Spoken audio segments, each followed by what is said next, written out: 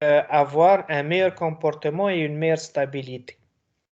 Et je vous ai montré auparavant une vidéo des problèmes dus au vent, des problèmes qui peuvent être aussi de manière similaire dus au séisme, qui fait que quand le pont, quand la travée elle est élancée, quand elle est très longue, donc elle peut devenir instable. OK? Donc ici, vous voyez tous les différents types de tabliers qui ont été utilisés pour les ponts à haubans. Donc on a ici donc un pont bipoutre, donc il est composé de deux poutres. Donc pour le premier et pour le deuxième tablier. Donc avec une dalle en béton armé au-dessus et des entretoises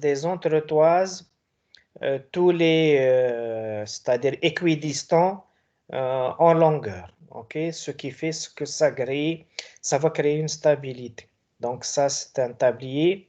Ça, c'est la même chose, c'est le même type. Donc c'est un bipoutre avec des entretoises. Donc des entretoises, ça veut dire quoi? Ce sont des poutres métalliques qui sont perpendiculaires aux poutres longitudinales. Alors ça, c'est un quadripoutre parce qu'il est composé de deux tabliers avec un chaînage, donc une connexion, un assemblage entre les deux tabliers. Donc, ce qui fait que ça va augmenter la stabilité par l'importance géométrique du tablier. Donc, ça, ce sont des ponts caissons. Donc, ça, c'est un grand caisson. Donc, il est tellement grand tel que au niveau de la dalle, il y a un passage routier. Au niveau du caisson à l'intérieur, il y a un passage ferroviaire. Donc, il y a un passage de métro et jusqu'à 4 lignes. Donc, ça, c'est pour les grands ponts. Donc, ça, c'est un autre cas. Donc, c'est un pont qui est aussi caisson. Et vous voyez qu'il est tellement important tel qu'à l'intérieur du caisson, il y a passage, c'est-à-dire je peux placer des ouvriers. Donc, il fait une hauteur libre, donc de 2,20 m. OK? Ça, c'est un caisson transversalement qui est plus mince. Donc c'est un caisson qui est petit, qui est assez large, 27 mètres, sur 2,50 m de hauteur. Et vous voyez que sa forme, c'est une forme aérodynamique, donc qui va faciliter le mouvement ou bien l'écoulement de l'air qui est dû au vent à travers ce tablier. Ça aussi, c'est un autre pont caisson, donc qui est très large, qui fait 39 mètres, 39 mètres de largeur sur 4 mètres de hauteur. OK. Ça aussi, donc c'est un autre pont caisson. Ça, c'est un pont caisson qui est rectangulaire avec un raidissage et un raidissage en système ATRI comme celui-là. OK. De telle manière qu'il y a de telle manière que le caisson ne se déforme pas trop d'une manière transversale. Ça, c'est une bipoutre, c'est un bipoutre qui est assez grand, donc qui fait 34 mètres de largeur, ok, sur 3,14 m de hauteur, donc la poutre, elle fait 2,50 m de hauteur, 2500 mm, et le système de raidissage, ça veut dire l'entretoisement, n'est pas fait par une poutre comme c'est le cas pour les deux premiers tabliers, mais avec un système à treillis. Donc l'entretoisement n'est pas fait par une poutre, il est fait par une poutre en treillis. Donc c'est un système treillis. Donc il est plus léger et plus résistant, donc il est plus rigide. Un système à treillis généralement pour les grandes portées, donc il est plus rigide que la poutre. Parce que pour une grande portée, la poutre devient quand elle est sollicitée à la flexion bien au cisaillement, elle peut voiler facilement. Donc, imaginez d'avoir une entretoise de 2,50 m, donc, puisque l'entretoise travaille beaucoup à la torsion et à la flexion, donc elle peut avoir des problèmes de voilement. C'est pour cela qu'on met un système à treillis. Donc, le système à treillis, il est plus efficace pour les grandes longueurs ou bien les grandes largeurs dans le cas d'une entretoise. Donc, voici les différents types de tabliers qui peuvent exister. Et vous voyez un petit peu la liberté, hein, la liberté qu'on peut avoir, que peut avoir un ingénieur de choisir de plusieurs manières ou bien plusieurs types de tabliers. Alors, je vais vous donner deux exemples de bon à bon en détail. Donc, ça, c'est le viaduc de Millau, donc en France, donc, qui est composé de sept éventails, donc de 7 nappes. Et la nappe, on a vu que ce sont des nappes uniaxiales. On le voit dans les photos. Donc, ce n'est pas une double nappe, hein, transversalement, mais une nappe uniaxiale, donc qui porte le tablier. Les travées sont réguliers, elles sont de 342 mètres. La longueur totale du pont, il fait 2460 mètres, c'est-à-dire 2 km 460 mètres. Les pylônes, ce sont les pylônes les plus hautes, parmi les plus hautes en Europe. Donc, le pylône en bas du tablier, il fait 245 mètres. Donc, essayez d'imaginer qu'est-ce que ça veut dire 245 mètres. C'est un bâtiment de 80 étages, en plus de 90 mètres par-dessus. Donc, ça nous fait 335 mètres. 335 mètres, c'est comme essayer d'imaginer un bâtiment de 110 étages. Donc, c'est assez haut, c'est très haut. Donc, il faut faire l'expérience de passer à côté pour voir, pour estimer, pour évaluer un petit peu l'importance de cet ouvrage. Alors, le tablier, c'est un tablier mixte, hein, donc c'est une charpente métallique avec une dalle en béton en dessus. Il est en caisson, donc il est en caisson avec une forme aérodynamique assez intéressante, de telle manière qu'il n'y ait pas de grande interaction avec l'effet du vent. Le système d'entretoisement à l'intérieur, il est fait par un système à treillis. Donc, ce système à treillis, il est fait pour rigidifier transversalement la section, donc la section du caisson. Donc, c'est un 2 fois double voie, donc avec une voie cyclable, donc une voie pour motocycle et des trottoirs.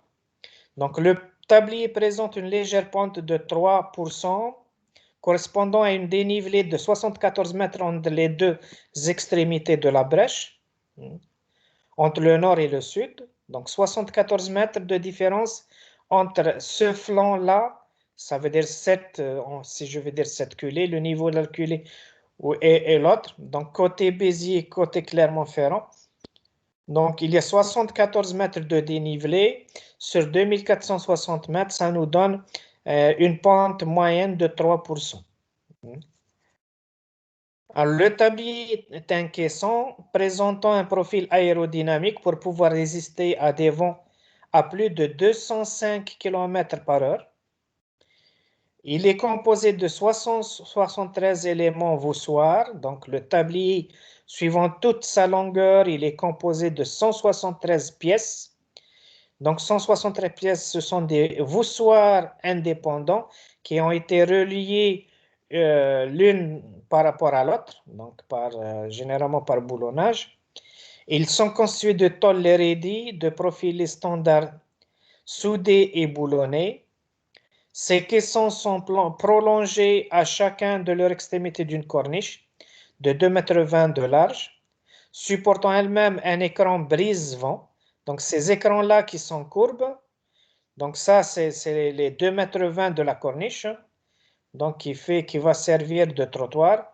Et ça, ce sont des brise-vents, donc ce sont des garde-corps, mais qui ont une forme un petit peu courbe pour casser le vent à la rentrée, donc casser le vent qui est perpendiculaire au tablier, donc qui rentre à l'intérieur du tablier. OK.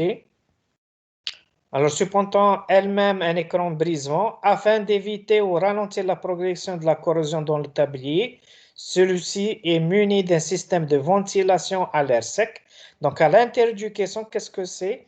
Donc, ils ont mis un système de ventilateur de telle manière que l'humidité ne peut pas résider. C'est-à-dire l'humidité ne va pas stagner, donc l'humidité ambiante, hein, l'humidité ambiante qui existe aux alentours du pont ne peut pas résider à l'intérieur du caisson et donc alimenter la corrosion. Donc ils ont mis un système de ventilation à l'intérieur, donc à l'air sec, donc c'est de l'air sec pour assécher et dégager l'humidité. Plusieurs capteurs d'humidité, d'un système de récupération des eaux de ruissellement efficace. Donc tout ça parce que c'est un système en charpente métallique, c'est une structure en charpente métallique. Donc il fallait pour augmenter la longévité ça veut dire la durée de vie de l'ouvrage. Donc ils ont mis le paquet par rapport à sa protection par rapport à l'humidité. La masse totale de l'acier dépasse les 36 000 tonnes. 36 000 tonnes d'acier, soit environ 4 fois donc, le poids de la tour Eiffel. Donc la charpente métallique utilisée, ou bien l'acier utilisé dans le tablier pour la construction du tablier, c'est presque le poids total de la tour Eiffel multiplié par 4. Alors, le deuxième exemple, c'est le pont à haubans donc de Elbow River, donc à Calgary au Canada. Donc c'est un pont atypique, donc qui a une certaine esthétique architecturale. Donc il est composé d'un seul pylône, ok. Donc ça on l'a vu auparavant, le système structurel. Donc la nappe elle est un petit peu caractéristique. Donc la nappe c'est un double nappe, mais le système c'est un système semi-éventail ou bien demi-éventail. Ou bien, qu'est-ce qu'on voit? On voit une demi-nappe en réalité. C'est une demi-nappe du côté gauche. Et de l'autre côté, on ne va pas dire c'est une nappe, mais ce sont des tirants. Donc, des tirants, donc ce sont des câbles qui ont pour rôle de stabiliser le pylône, de telle manière que le pylône n'aura pas de mouvement. Donc il ne va pas y avoir un moment fléchissant. Lorsque le tablier il est soumis à des charges, donc à des charges roulantes. Donc voici un petit peu la fixation de ces câbles, donc de câbles de fixation ou bien des câbles de support, donc qui vont un petit peu aider le pylône à ne pas trop travailler quand le tablier il est soumis à des charges, donc des charges mobiles. Alors, le tablier, il a aussi une autre caractéristique, c'est qu'il est précontraint. Donc, c'est un tablier en béton précontraint, mais avec une précontrainte transversale et non pas longitudinale. Parce que longitudinalement, qu'est-ce qu'on a fait? Eh bien, on a mis un système de haubans. Ces haubans-là, qu'est-ce qu'ils créent? Ils créent des appuis intermédiaires, donc des supports intermédiaires qui ne sont pas fixes, qui sont légèrement rigides, mais transversalement. Donc, puisqu'il fait 12 mètres de largeur, qu'est-ce qu'on a mis? On a mis une précontrainte transversale. Donc, vous voyez un petit peu les câbles de précontrainte qui vont rigidifier l'ouvrage transversalement parce que c'est une dalle c'est une dalle qui, on va dire, en béton armé qui est mince, qui fait 50 cm d'épaisseur. Donc, essayez d'imaginer donc un tablier, donc un pont, donc qui fait à peu près 100 mètres en totalité. Donc, avec une dalle en béton qui fait 50 cm sur 12 mètres de largeur. Donc, c'est pour cela qu'on a mis un câble de précontrainte pour le rigidifier et donner une meilleure résistance. Donc, portée de la travée, il fait 48 mètres. Une longueur totale de 76 mètres. La largeur du tablier, il est de 12,66 m. Son épaisseur, elle est de 55 cm. Le tablier est porté par 6 câbles de chaque côté, supporté par un pylône de 23 mètres de hauteur. Donc 23 mètres de hauteur totale. Il est de 19 mètres de hauteur au-dessus du tablier, donc 4 mètres en dessous. 4 câbles avant en 19 torrents galvanisés à chaud de 15 mm de diamètre. 2 câbles plus proches du pylône en 14 torrents. Donc, 2 2 en 14 torrents, c'est les deux premiers. Les 4 restants, ils ont 19 torrents. Alors, chaque haubon est logé dans un revêtement de polyéthylène haute densité de 140 mm de diamètre. Donc, le câble qui est en fer, qui est en acier, pour le protéger, donc, il est revêtu, donc il y a un revêtement tout autour du câble avec une matière qui ressemble un petit peu au PVC, hein, donc au plastique, qui fait qu'il le protège contre les problèmes de la corrosion, contre l'humidité. Cette matière, elle s'appelle le polyéthylène haute densité, ou bien avec une abréviation, ça s'appelle le PEHD. Donc, pour les gens qui s'intéressent au bon, donc ce terme-là, PEHD, vous allez le retrouver souvent parce que c'est le matériau le plus utilisé dans la protection des haubans, des câbles utilisés dans le domaine du génie civil. L'équilibre des forces, donc il est fourni par ces 8 câbles, donc les 8 câbles derrière, donc 4 paires de chaque côté contenant chacune 19 torts. Donc ces câbles-là, donc 8 câbles, donc 4 paires, ça veut dire qu'on a 4 sur une nappe, 4 dans l'autre nappe. Ils sont composés tous de 19 tonnes. Le blocage d'ancrage sont situés à environ 20 mètres de base du pylône. Donc voici le blocage des câbles. Le pylône, il fait 1,26 m par 1,21 m. Donc le pylône, il a une section rectangulaire, c'est une caisse. C'est une section évidée, donc c'est une section vide. Et il est métallique, donc c'est un caisson métallique, le pylône, donc qui est incliné de 10% par rapport à la verticale. Donc il est incliné à 10% pour des raisons de calcul de stabilité de structure. Donc ce sont les lois de RDM qui ont fait que ça a donné cette inclinaison. Mais la conséquence, qu'est-ce qu'on a? La conséquence, c'est qu'on a une esthétique architecturale. On a une certaine, quelque chose qui est assez beau, qui est assez intéressant de voir. Et c'est la conséquence. Hein. Ce n'est pas pour des raisons architecturales qu'on a fait à 10%, mais ce sont les calculs qui ont fait que le pylône il est légèrement incliné. Et ça donne quelque chose d'esthétique à l'ouvrage. Le tablier présente une précontrainte transversale. Donc, voici un petit peu deux cas. Donc, un cas qui est extraordinaire, qui est exceptionnel, c'est le pont de Milo, le viaduc de Milo. Et un cas qui est assez intéressant, donc qui est assez spécifique, donc qui est celui de ce pont-là, donc qui n'est pas assez long, mais qui est assez beau, assez esthétique. Et vous voyez qu'avec les câbles, je peux jouer. Donc, en fin de compte, c'est un jeu. C'est un jeu sur les vecteurs de force. Donc, les vecteurs de force ou bien les vecteurs de force qui sont ramenés par la résistance des câbles. Et donc, je peux donner des aspects architecturels assez intéressants. Plus je maîtrise les lois de RDM, plus je peux concevoir des ouvrages qui sont intéressants et qui sont assez esthétiques. Alors, le câble, il est composé de quoi?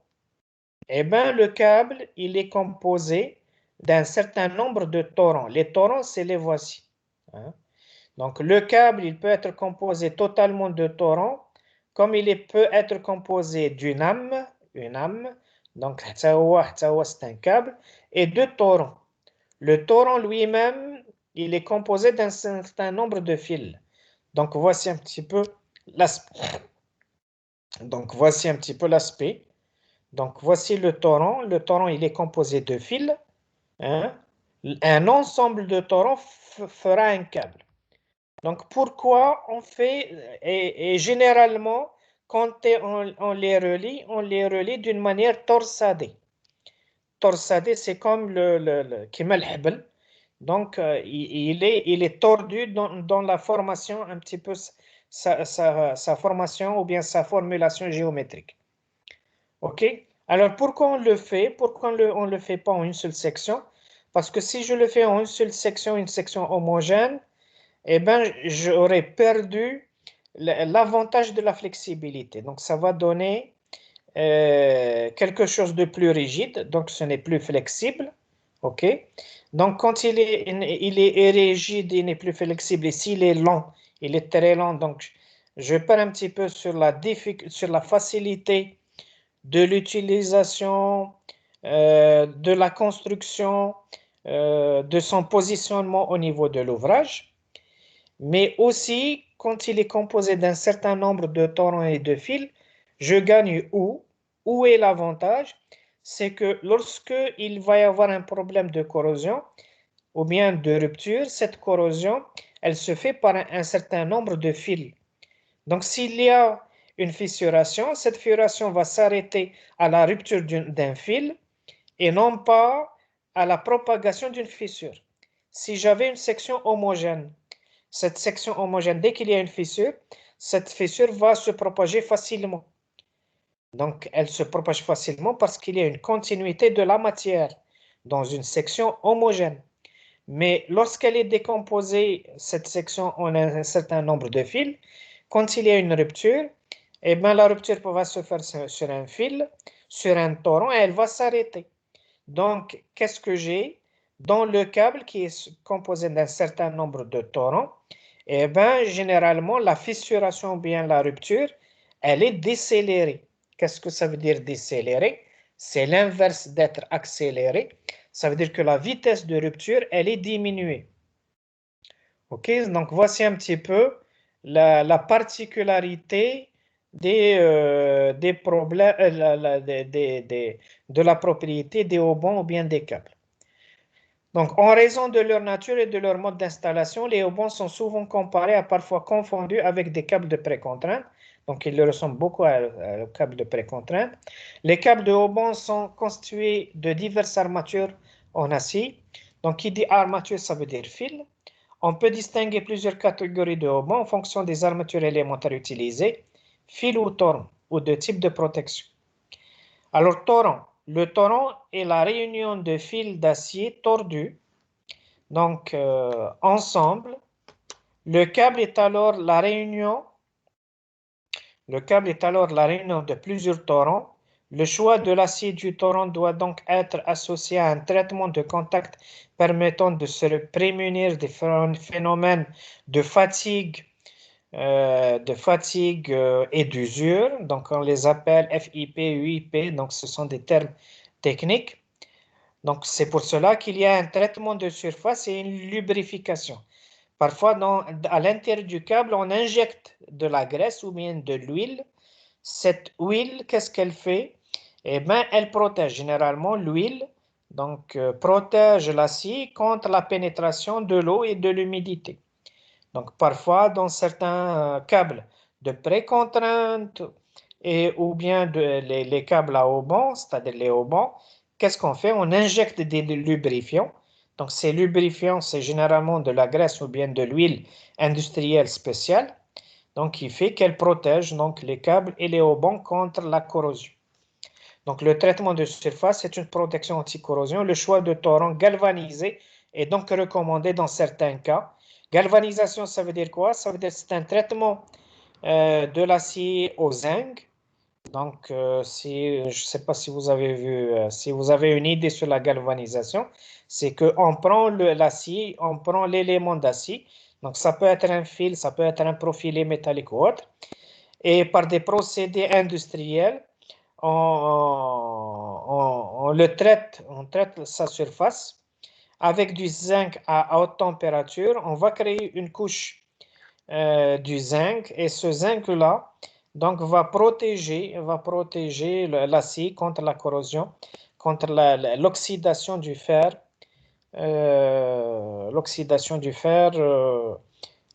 par l'humidité ambiante ou bien, c'est-à-dire une oxydation ou bien sèche ou bien humide. Donc le haubans, c'est ça. Le haubans, il est composé d'une âme. Cette âme, c'est un torrent et de plusieurs torrents qui tournent autour. Hein.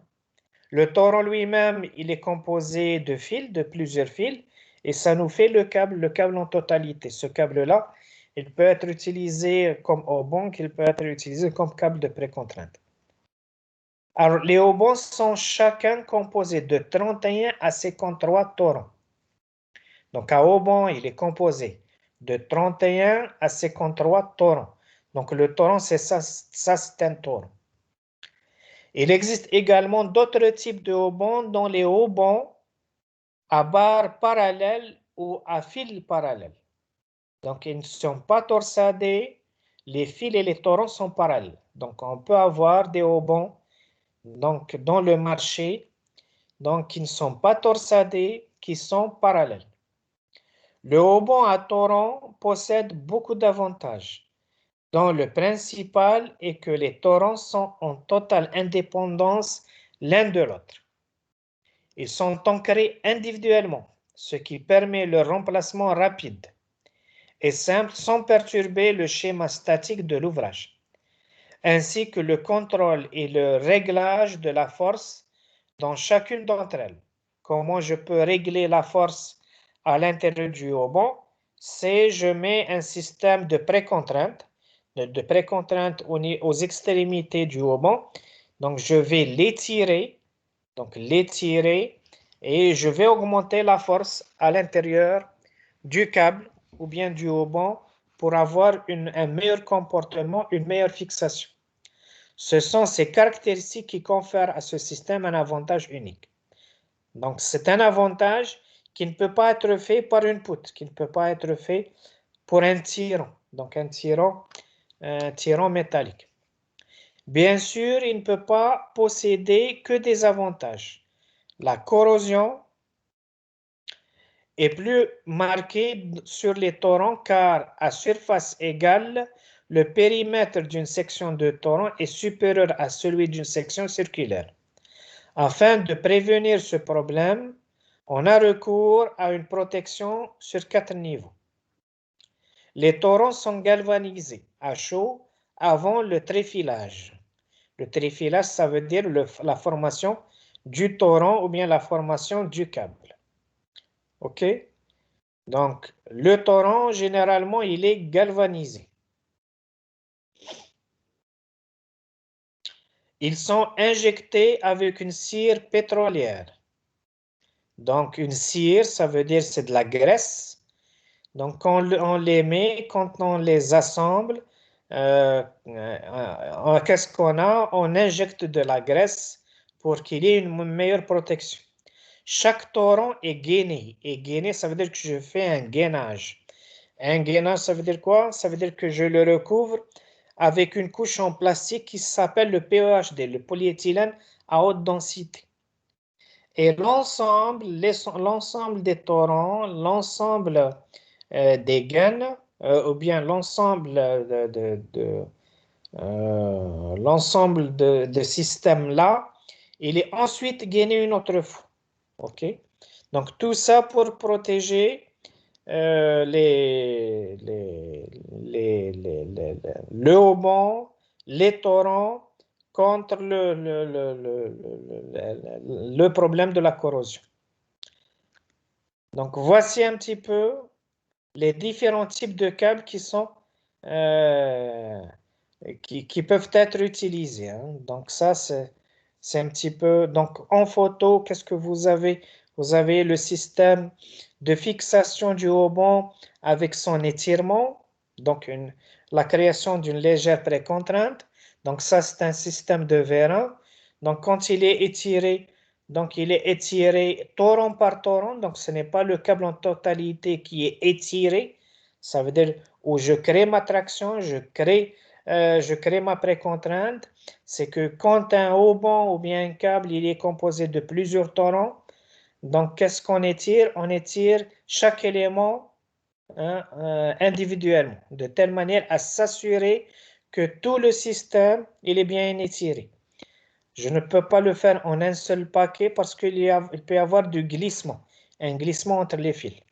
Et vous voyez ici le système. Donc ça, je suis sur le tablier.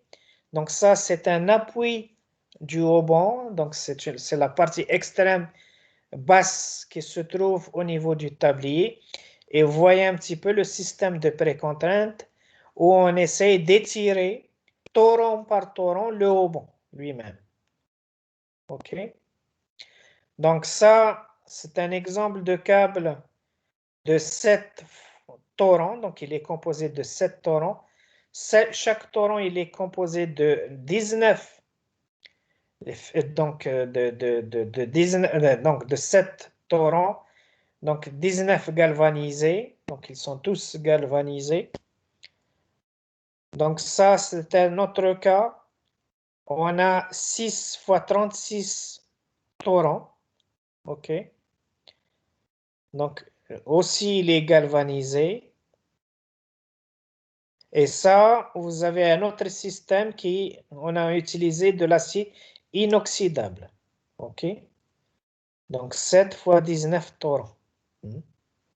Chaque torrent, il est composé de plusieurs fils. 6, 1, 6 ou 12 fils.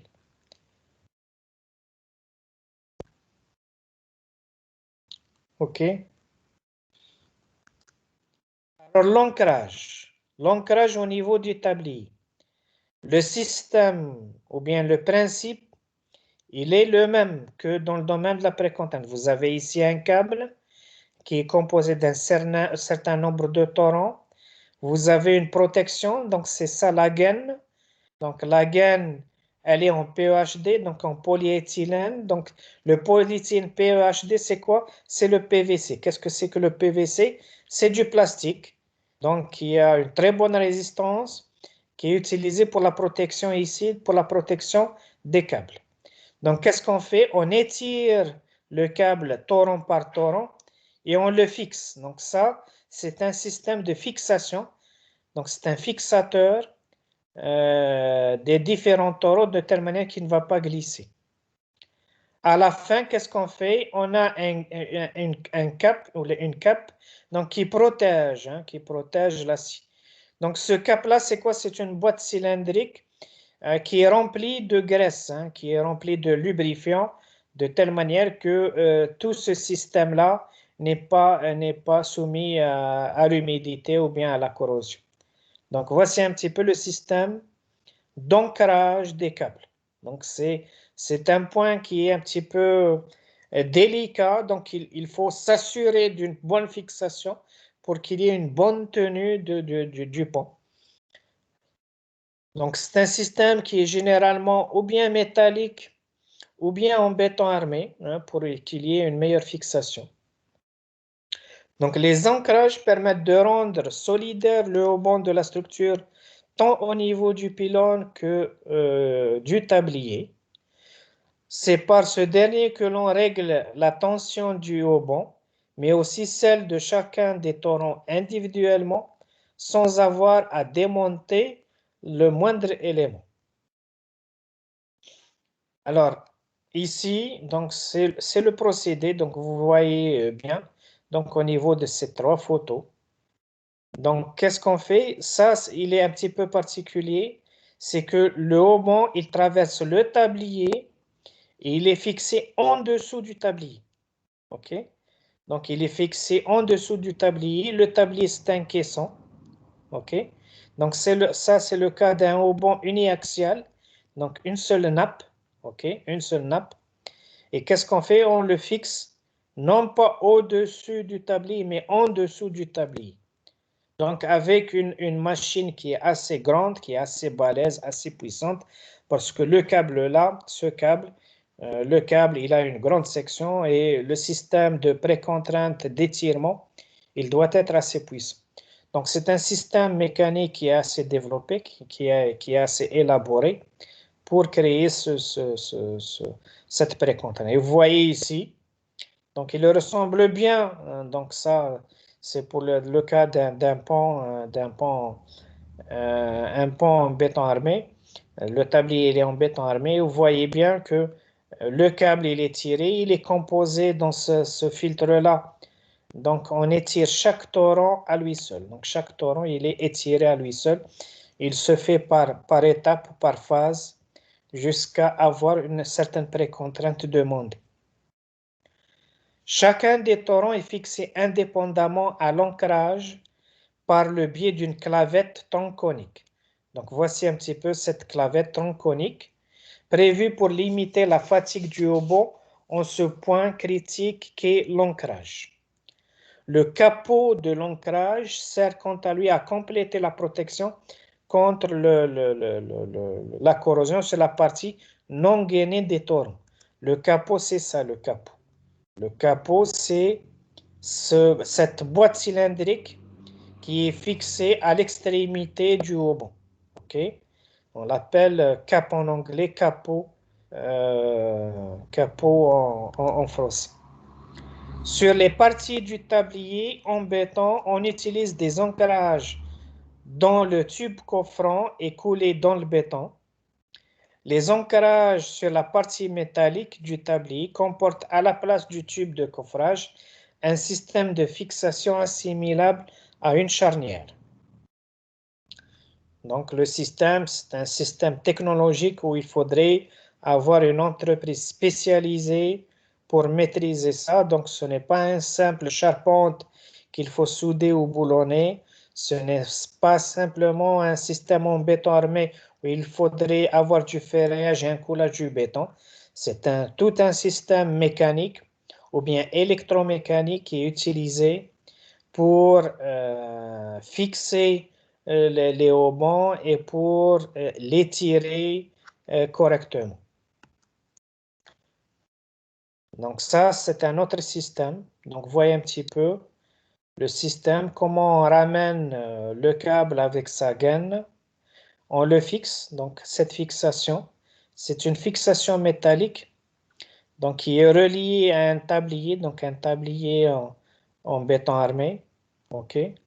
Donc voici, vous voyez un petit peu le massif en béton armé avant coulage. OK. Pour protéger cette fixation. La fixation, elle est métallique, donc c'est une tôle qui est assez épaisse avec un système cylindrique pour fixer correctement le haubon. Donc vous voyez un petit peu ce système-là. Donc c'est un massif bétonné qu'on va le bétonner après. OK. Donc c'est un système un petit peu très élaboré pour qu'il y ait une meilleure sécurité à l'ancrage du haubon.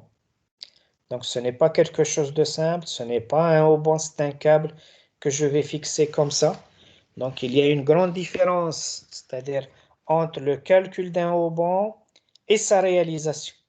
Le calcul du haubon ou bien du pont à haubon, c'est une chose. Sa réalisation relève de la technologie. Et donc, c'est un autre domaine. Donc, ce n'est pas du tout facile.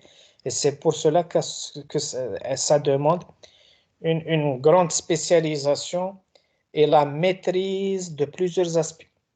La maîtrise non pas que seulement du calcul, de la modélisation, de la connaissance des charges et surcharges, de la réglementation du calcul, mais c'est tout un autre domaine différent, donc qui est la maîtrise de la technologie, la maîtrise de la mise en œuvre, qui sont autres que le domaine du génie civil, donc qui relève un petit peu du domaine des sciences mécaniques ou bien de la technologie de la mécanique. Donc ça, c'est la continuité. Donc voici un petit peu les éléments d'ancrage. OK. Et ça, c'est le pont. Donc le pont final en exploitation. Donc ça, c'est le cas. Donc c'est le pont Arthur Avenel aux États-Unis. Donc c'est 4 photos, ou bien c'est 2 slides. Ce sont les étapes de la construction d'un pont, donc d'un pont au banc. Donc qui est assez beau, qui est assez esthétique, qui est aussi assez grand. Donc, je n'ai pas ici les données par rapport à ces géométries, donc je peux les avoir, mais je vous ai donné un petit peu les détails constructifs de ce pont au banc.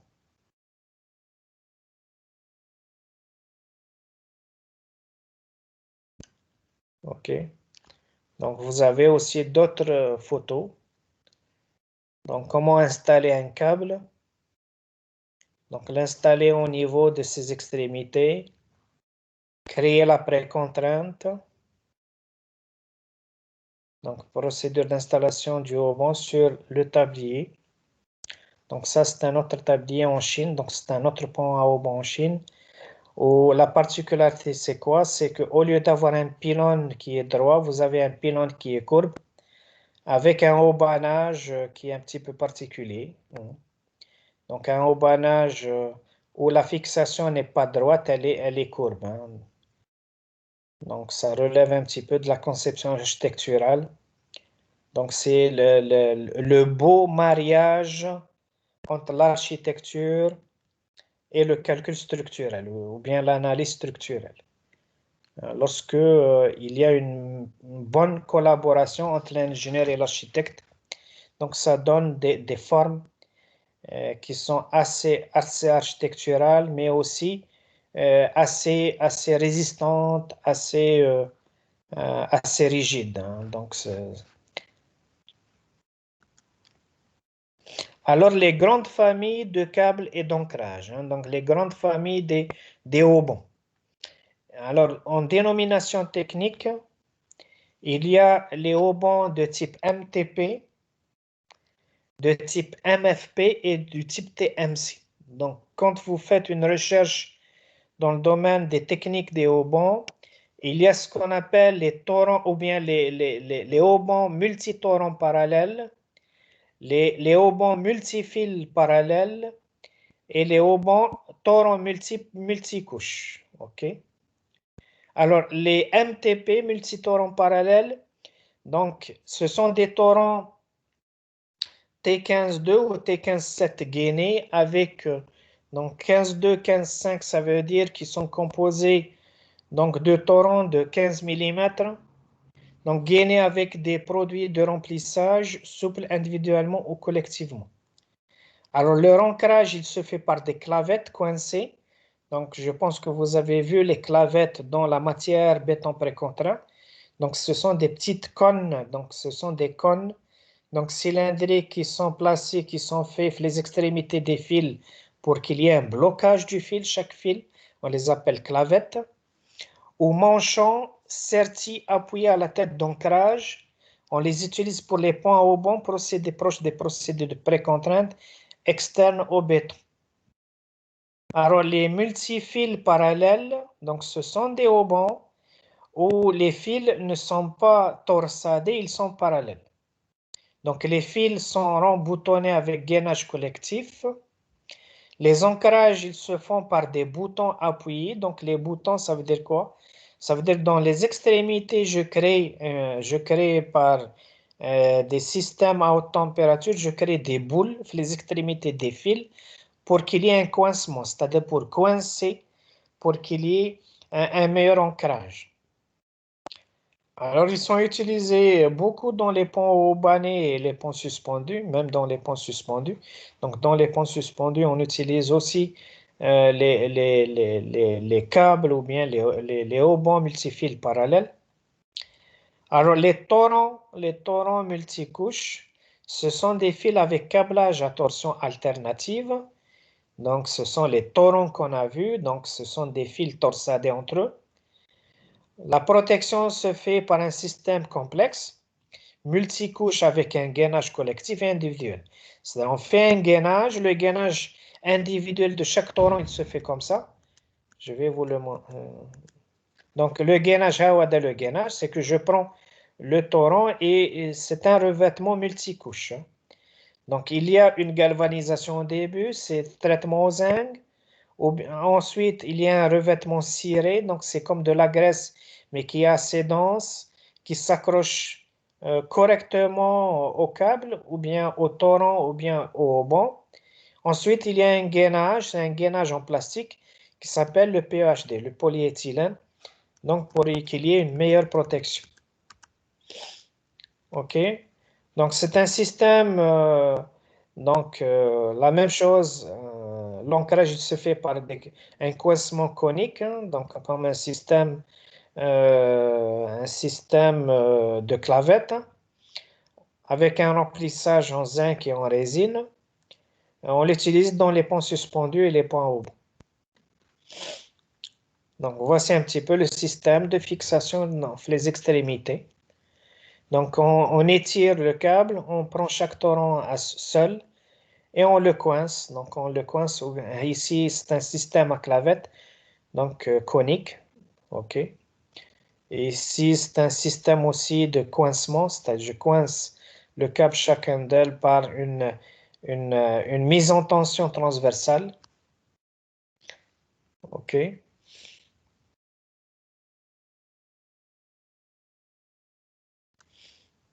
Donc, voici les boules, le coincement par boule. C'est que chaque fil ou bien chaque torrent, donc par exemple ici, c'est un fil de 7 mm. Qu'est-ce qu'on crée? Donc, c'est une machine à haute température. Qu'est-ce qu'elle fait? Eh bien, elle crée des boules. La clavette,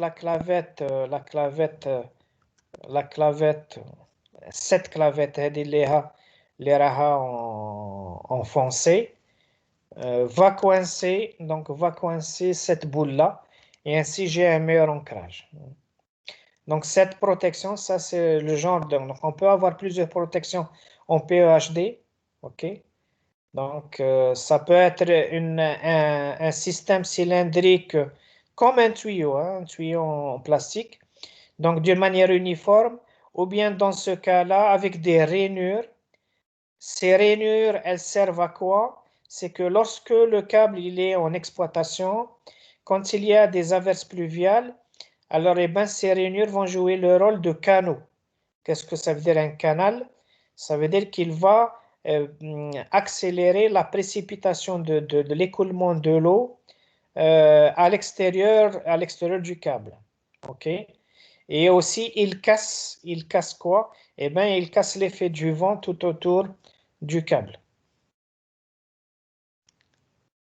OK?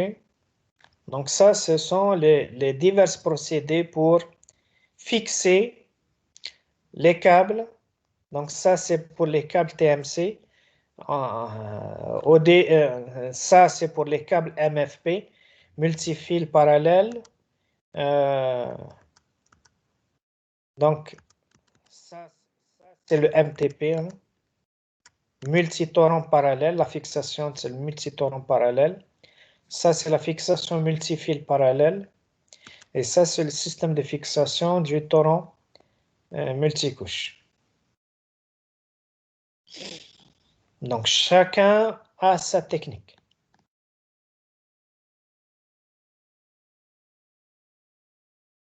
OK? Donc, on peut fixer les câbles au-dessus du tablier. On peut les fixer en bas du tablier. On peut les fixer à l'intérieur du tablier, comme on l'a vu précédemment dans le caisson. Donc, il y a plusieurs procédés. C'est un choix. C'est un choix qui est justifié. Donc, il est justifié par les calculs, par les modes de fabrication, par les modes de construction, d'après la maîtrise de l'entreprise qui va réaliser. Donc, je peux développer comme je veux les solutions de la construction de mon ouvrage. Alors ça, c'est la fixation des haubans au niveau du pylône.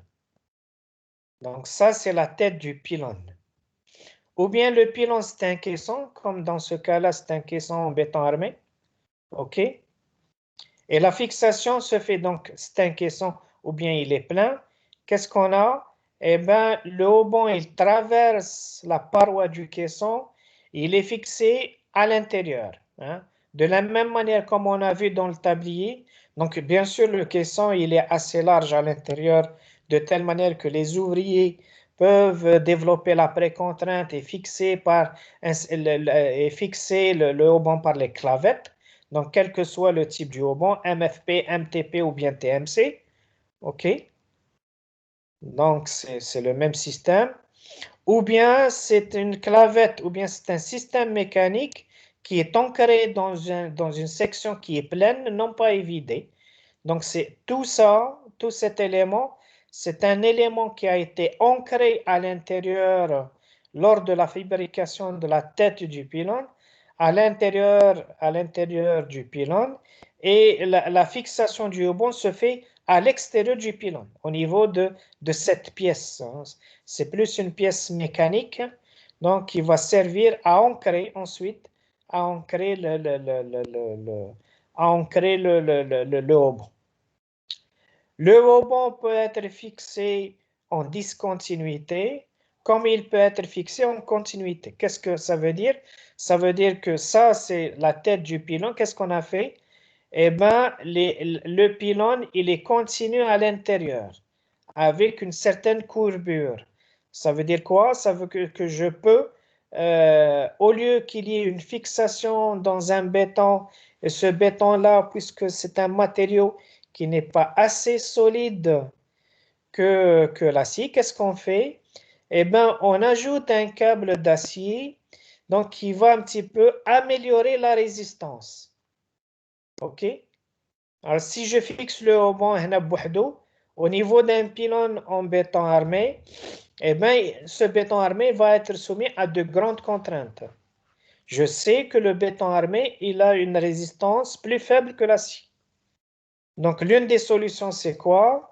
C'est je mets un câble, le même câble à l'intérieur, donc je crée une gaine à l'intérieur du béton et je relie les deux extrémités des deux haubans par un hauban courbe, ce qui fait que les contraintes à l'intérieur du hauban seront transmises à un élément métallique, ensuite à un élément métallique, et je vais faire diminuer les contraintes qui se sont développées dans le béton armé.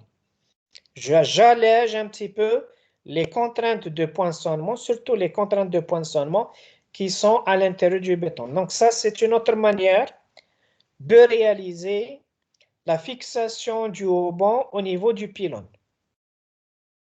Le pylône, parfois, on l'a trouvé dans certaines conceptions qui est fixé non pas au niveau d'un caisson, mais au niveau d'un pylône de section pleine. Donc ça, c'est un pylône de section pleine.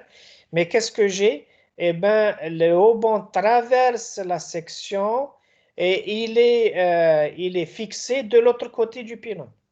Donc ça, c'est le cas. Qu'est-ce que j'ai? Eh bien, le haubon traverse la section et il est fixé dans l'autre extrémité. OK? Donc ça, c'est un choix donc, qui n'est pas assez utilisé. Le plus utilisé, c'est le système d'ancrage à l'intérieur du pylône avec un pylône évidé, donc un pylône vide à l'intérieur. Ça veut dire qu'un pylône a section caisson. Donc, les conditions de scellement sur le pylône, il faut s'assurer de la reprise des tensions différentielles de part et d'autre du pylône, de telle manière que le pylône soit stable. Donc, les forces qui agissent à partir du haubon sur le pylône doivent être équilibrées. Si un haubon d'un côté tire plus que l'autre, eh bien, le pylône n'est pas stable. Donc, on fait en sorte que dans mes calculs, eh bien, j'assure la stabilité au maximum au niveau du pylône. OK? Mais aussi s'assurer que lorsqu'il y a défaillance d'un câble ou bien défaillance d'un haubon, je peux le démonter facilement et je peux le remplacer. Donc ça aussi, c'est une condition dans le mode de fixation des haubons. Donc voici un petit peu un exemple des haubons traversants et des haubons fixés à l'intérieur d'un caisson. OK? Donc, vous avez, si vous faites une recherche bibliographique, vous allez trouver une multitude. Donc ça, ici, l'ouvrier, il est à l'intérieur du pylône. Donc, le haubon, il est fixé. Ici, c'est dans sa partie haute. OK? Il sort du caisson pour se fixer en bas dans le tablier. OK? Donc, ces deux ouvriers se trouvent à l'intérieur du pylône. Le pylône, c'est un caisson. Et la technique de fixation du haubon, il est fait de la même manière que celui qui a été fait, qu'on a vu au niveau du tablier. OK? Donc, voici la cale du torrent. Donc, la cale du torrent qui est placée au niveau de la clavette. Et si vous voyez ici, hein, je vais faire un zoom. Donc, cette cale, elle est placée ici. Donc, la voici. OK? Au niveau du trou. Et contre le torrent, il va passer, c'est-à-dire, puisqu'il est soumis à la traction, donc il va se déformer vers l'intérieur, et bien cette cale va créer une contrainte transversale, une contrainte diamétrale, donc une pression diamétrale, et bloquer le torrent. OK? Donc, il bloquer le torrent.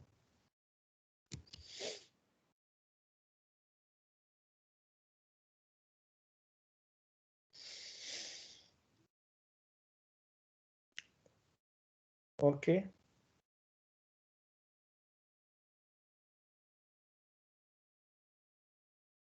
C'est bon?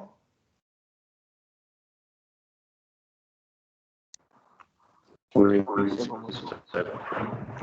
Oui, monsieur. OK. Donc, voici ici, par les photos, vous pouvez un petit peu imaginer ces modes de fixation et la difficulté de la fixation. Donc, ça demande une technique, une maîtrise de technique, une maîtrise de technologie importante pour qu'il y ait une meilleure fixation. Donc, les éléments de protection.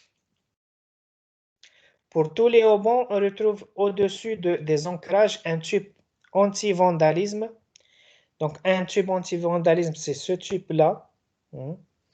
Vandalisme, ça veut dire quoi? Ça veut dire qu'il ne peut pas y avoir agression sur le câble, donc agression humaine ou bien agression par les éléments de la nature, tels que le vent, la pluie, l'humidité.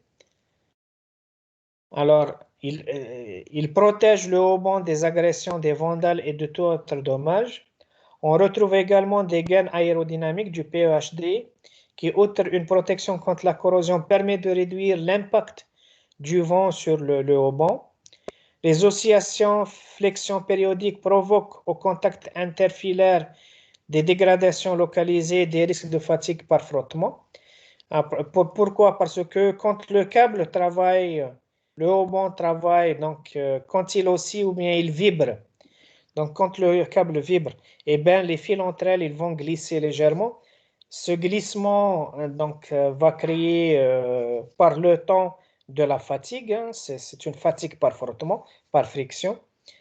Cette friction, on y lutte contre elle par quoi? Donc par les lubrifiants, par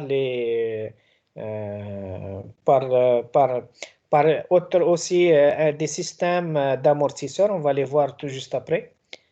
Donc les fatigues par frottement, donc c'est une fatigue due au glissement. Qui dit glissement dit friction entre les fils, friction entre les torrents. Mais elle provoque surtout un risque de fatigue au niveau des ancrages.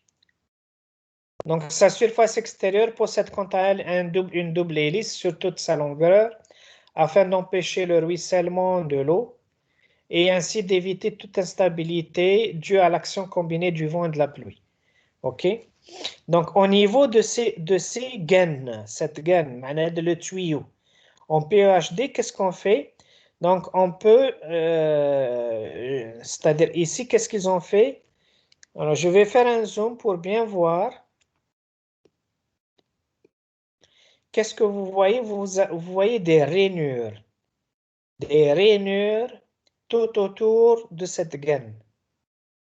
Donc, ces rainures, elles sont faites d'une manière ou bien circulaire ou bien torsadée. Ça veut dire quoi? Ça veut dire que c'est comme c'est du torsadé. Hein. Elles sont faites pourquoi? Parce que quand il y a des écoulements de pluie, eh ben, ils passent facilement par ces rainures, ces petits caniveaux, et cette eau, elle est dégagée rapidement. OK? Cette eau-là, si elle est toujours fixée au niveau de la gaine, c'est un poids en plus qui dit poids, même si elle est légère, mais même si elle est de l'ordre du 1 mm. Essayez d'imaginer que vous avez un câble de 20 mètres de long, de 30 mètres de long, avec un fil d'eau de 1 mm d'épaisseur sur les 20 mètres. Eh bien, vous allez être surpris de trouver qu'il y a plusieurs kilos plusieurs dizaines de kilos ou bien de centaines de kilos sur ce câble-là. Donc, je vais le faire travailler donc, avec un poids en plus qui n'a pas été considéré dans les calculs. Et en plus de ça, je dois dégager cette eau-là de telle manière à protéger mon câble, à protéger mon haubon. Donc, ce sont des petits systèmes, des petites idées, des petites astuces donc, qui permettent de protéger le câble haubon de plusieurs manières. OK?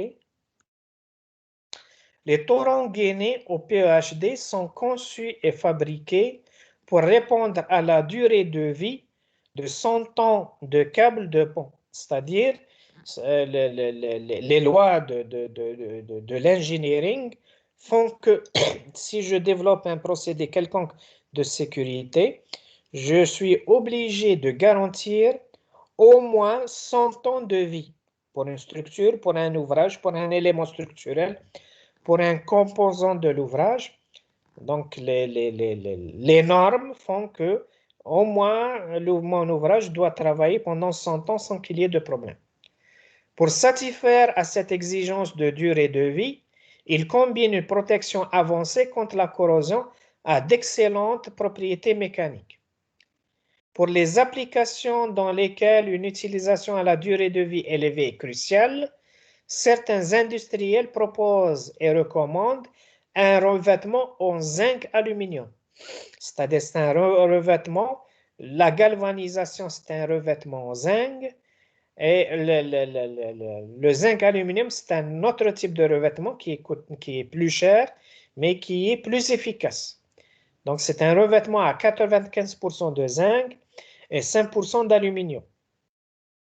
Ce revêtement il est conforme aux normes françaises et offre une protection supérieure contre la corrosion ainsi qu'une protection cathodique. Donc cathodique, ça veut dire quoi? Ça veut dire une meilleure protection contre les réactions électrochimiques, donc qui favorisent la corrosion. Les torrents composés de câbles traités durent jusqu'à 4 fois plus longtemps que les câbles galvanisés lorsqu'ils sont exposés à la pollution ou situés dans des milieux marins. Donc la pollution, ça veut dire qu'il y a une attaque aux acides. Donc un acide qui vient de quoi? Eh bien, qui vient des industries. Donc c'est le gaz qui s'échappe des différentes industries.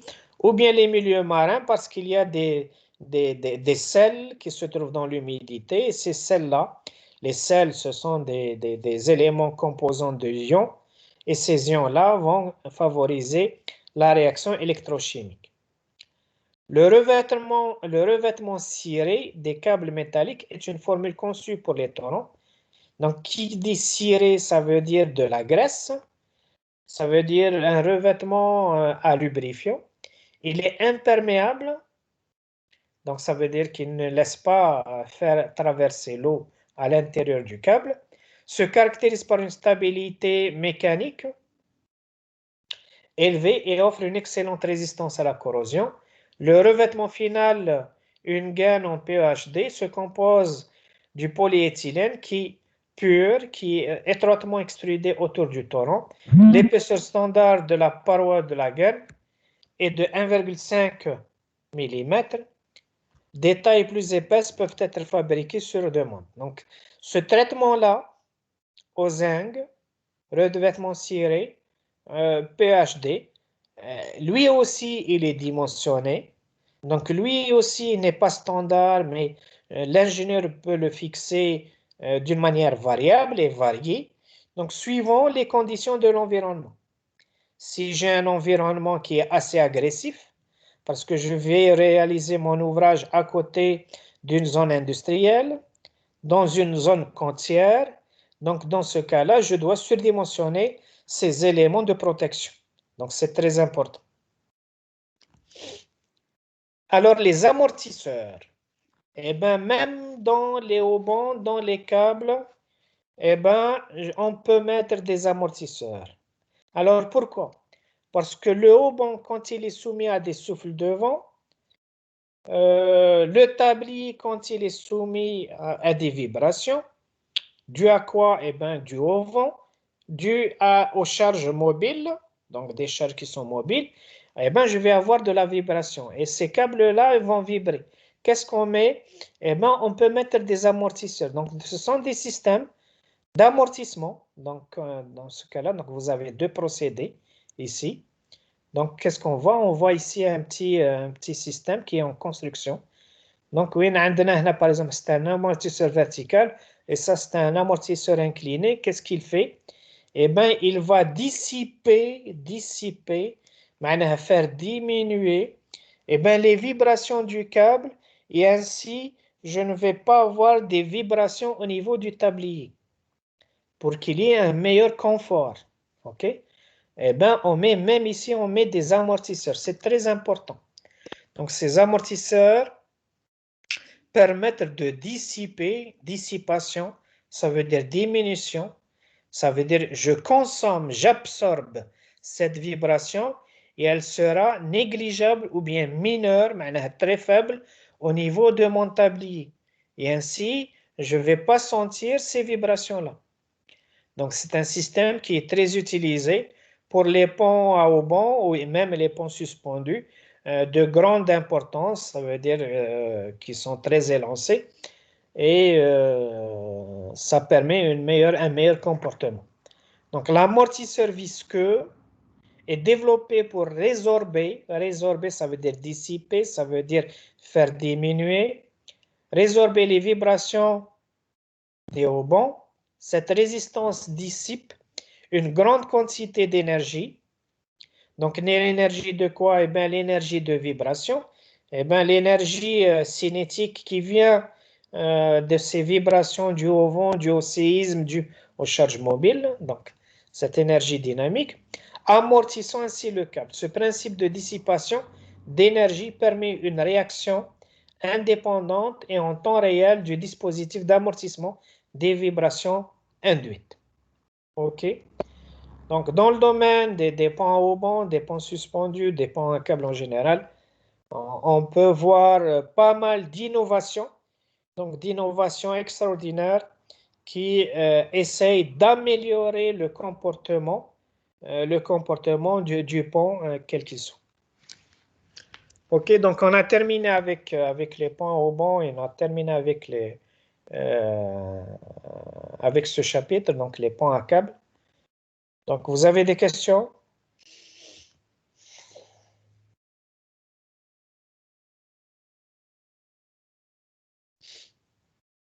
Monsieur, كيف تعرفوا باللي صراو دي ميكرو فيتيراسيون في الكابل؟ كيش نعرفوا بلي كاين des micro-fissures? Ça, c'est une bonne question. C'est vrai, parce que le câble, il est composé, le haubans, il est composé de torrents, le torrent, il est composé de fils.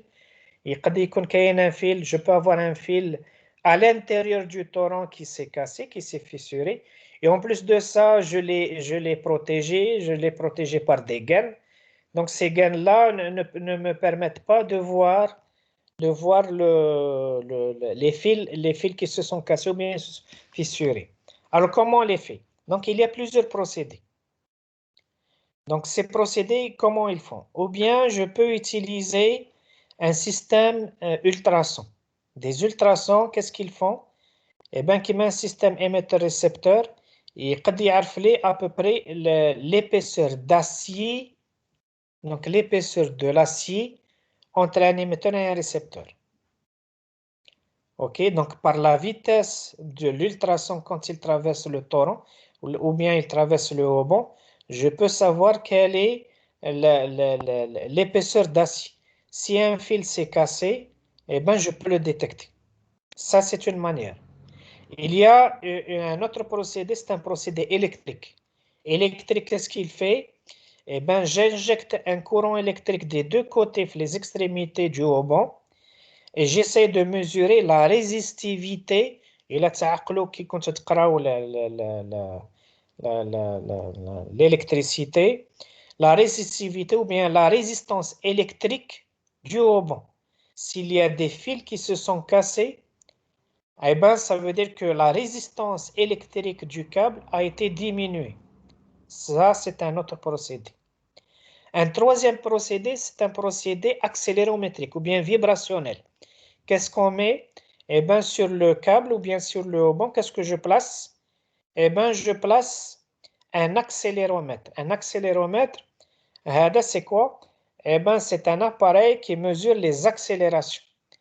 Eh bien, quand le câble il vibre, parce qu'il y a un camion qui est passé, parce qu'il y a eu du vent, eh bien, l'accéléromètre, il a l'accélération. Cette accélération, elle varie dans le temps. Mais cette accélération, si je fais ce qu'on appelle une analyse de Fourier, une analyse inverse de Fourier, l'accélération, la vibration du câble, on peut la fréquence propre du câble. La fréquence propre du câble, eh bien, il a un fil, plusieurs fils tkssro. S'il y a plusieurs fils qui se sont cassés, c'est la rigidité du câble qui a été diminuée. Et avec la fréquence propre de vibration de ce câble-là, donc je peux faire un calcul inverse. Si la fréquence a changé, donc je peux estimer la rigidité. Et s'il y a des fils qui se sont cassés, eh ben je vais trouver que la rigidité a été diminuée.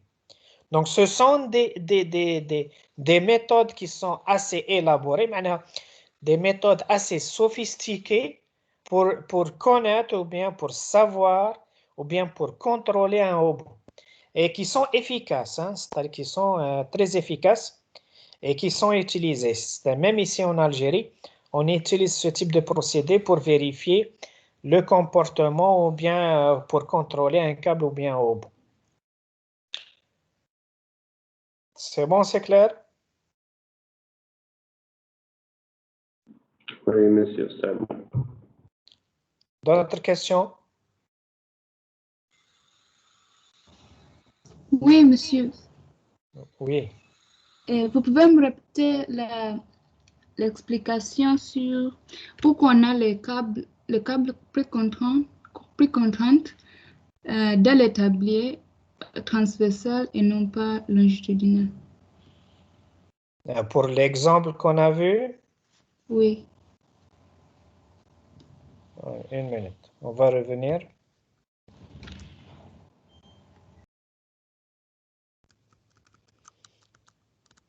Pour ce cas-là, pour cet exemple? Oui. Oui, ok. Alors, vous avez un pont à réaliser. Vous avez choisi le principe de résistance. Donc, vous pouvez, par exemple, faire ou bien concevoir un pont qui est précontraint longitudinalement et transversalement. Ici, on a choisi que longitudinalement, mon pont sera à haubon. C'est un pont haubané. C'est un pont à haubon. Ça veut dire longitudinalement. Pourquoi? Parce que c'est un pont de 76 mètres de long, 48 mètres de travée. 48 mètres, je peux le réaliser en béton précontraint. 48 mètres de travée, je peux le faire en béton précontraint. Mais je ne l'ai pas fait en béton précontraint. C'est-à-dire, longitudinalement, le tablier, il est en béton armé. Avec quoi? Avec supporté par des haubans. Ça, c'est un choix. J'ai choisi. Comme je peux enlever les haubans et mettre tout simplement une travée en béton précontraint. Mais non.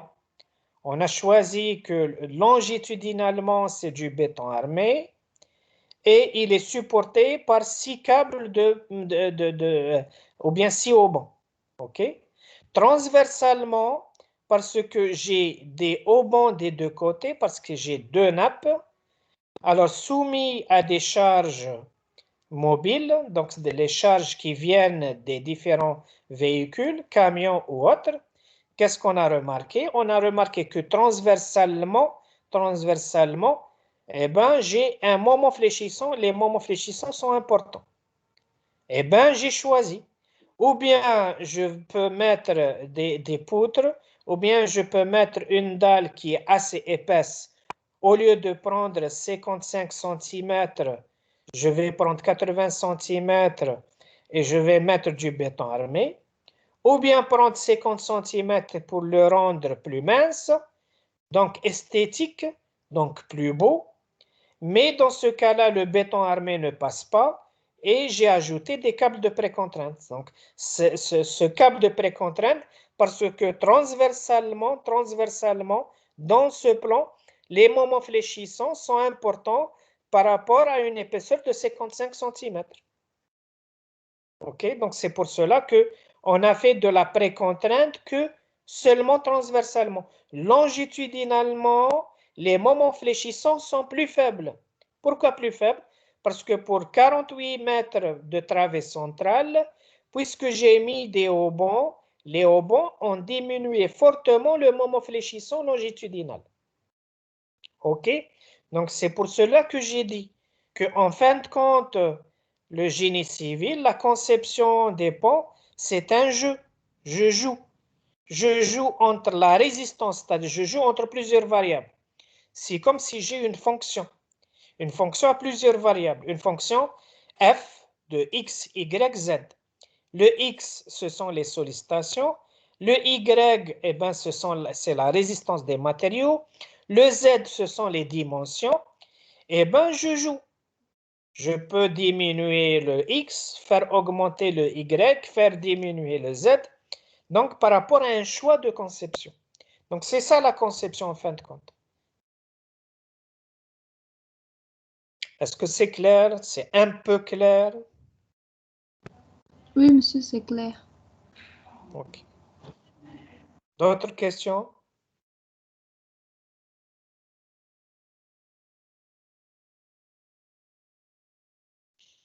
Pas de questions? Ok, alors, on a terminé avec la conception avancée des ponts. Donc, pour les ponts autolançables, on va pas les faire parce qu'on n'a pas assez de temps. Et généralement, je ne l'ai jamais fait ce chapitre-là. Pour les séances qui restent, on va les faire pour terminer la matière pathologie des ouvrages d'art. Ok. Donc, il va nous rester 3 séances. On va essayer. On essaiera coûte que coûte de terminer la matière pathologie des ouvrages parce qu'il nous reste d'autres aspects, donc des aspects par rapport à des pathologies de matériaux, par rapport aux pathologies des ponts en maçonnerie, qui sont essentiels parce qu'on sait que notre patrimoine en général des ouvrages d'art, il est pour beaucoup en maçonnerie, donc en maçonnerie de pierre ou bien de type de maçonnerie. OK? C'est bon? Oui, monsieur. Oui, monsieur. OK. Je vous remercie.